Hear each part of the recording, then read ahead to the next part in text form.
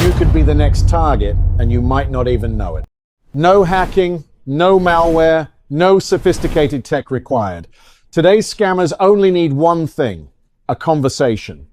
A wrong number text, a casual greeting that feels harmless, a relationship that starts with kindness and a few weeks later, your bank account is wiped clean. This is no longer a rare scenario. It's how millions of dollars are being drained from victims around the world every single day. What's even more alarming is that these scams are no longer run by a few isolated individuals. They operate like real businesses: scripted conversations, training systems, performance targets, and even powerful figures pulling the strings behind the scenes. And as the money keeps flowing in, those powerful names are starting to surface. This time, the United States didn't just issue warnings, it took direct action, sanctioning a Cambodian senator along with dozens of organizations accused of running scam networks targeting American citizens. The question is no longer who is being scammed, but have you already been marked as a target? On April 2, 3 local time, the US. Department of the Treasury announced a shocking decision, imposing sanctions on Cambodian Senator Kok An and 28 individuals and entities accused of being involved in a large-scale online scam network. According to the agency, these individuals were not merely participants, but played key roles in operating, protecting, and sustaining scam compounds spread across Cambodia. What stands out is that these are no longer loosely connected criminal groups. The US alleges that the network operates in a highly organized manner, combining finance, technology, and even political influence. The accusations against Kok An highlight a troubling reality. These scam centers may not just rely on technology, they may also be shielded by powerful connections. According to the Office of Foreign Assets Control, OFAC, these networks have defrauded millions of dollars from American citizens through sophisticated schemes, particularly the so-called pig butchering scams. In this method, scammers approach victims via social media or dating apps, slowly building trust over time before persuading them to invest in fake financial platforms or transfer funds in the form of digital assets. Once the victim is fully hooked, the money disappears. The scale of the damage is staggering. In 2024 alone, US citizens are estimated to have lost at least $10 billion to scam operations linked to Southeast Asia.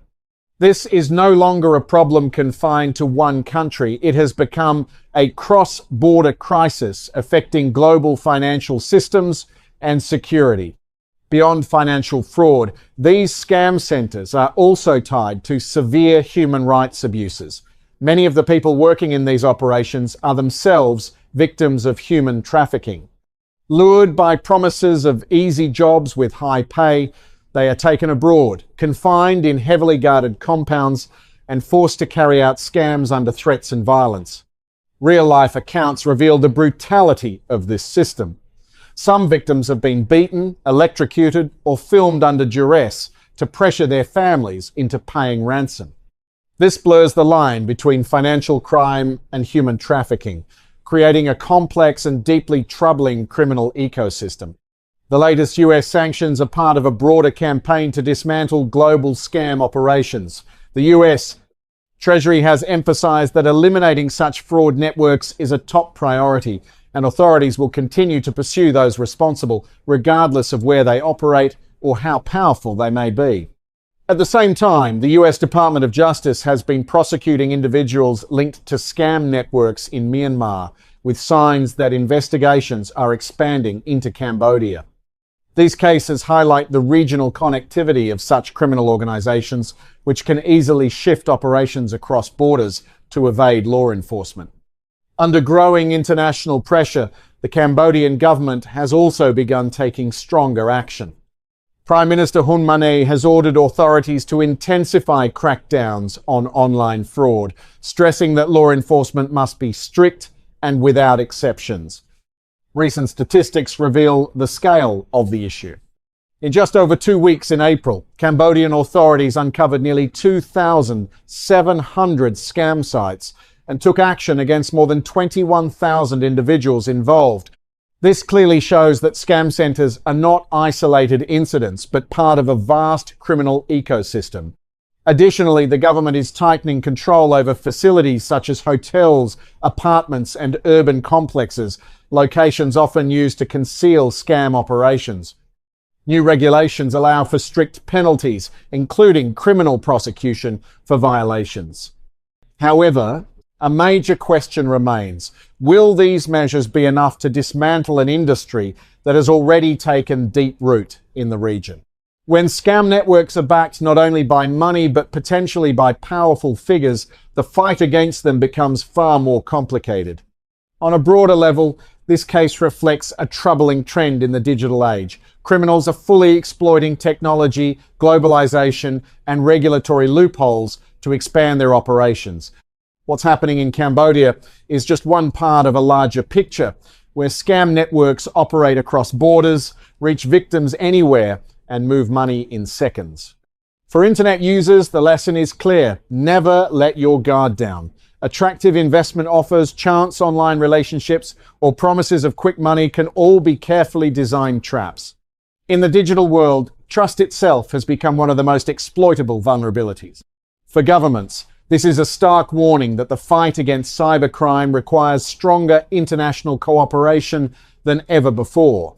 No country can tackle this issue alone when criminals are no longer limited by borders. The US sanctions may only be the beginning. But they send a clear message. No matter where they hide, no matter how powerful they appear, those behind global scam networks will eventually be held accountable.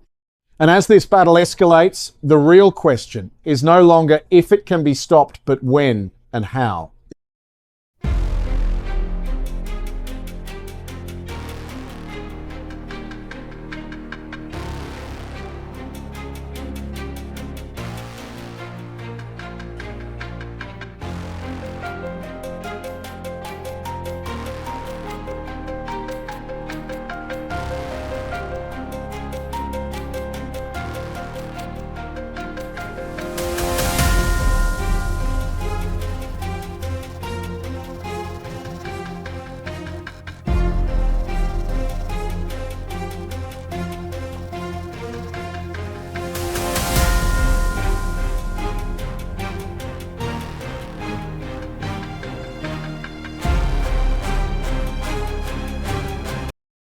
Thank you for watching this story.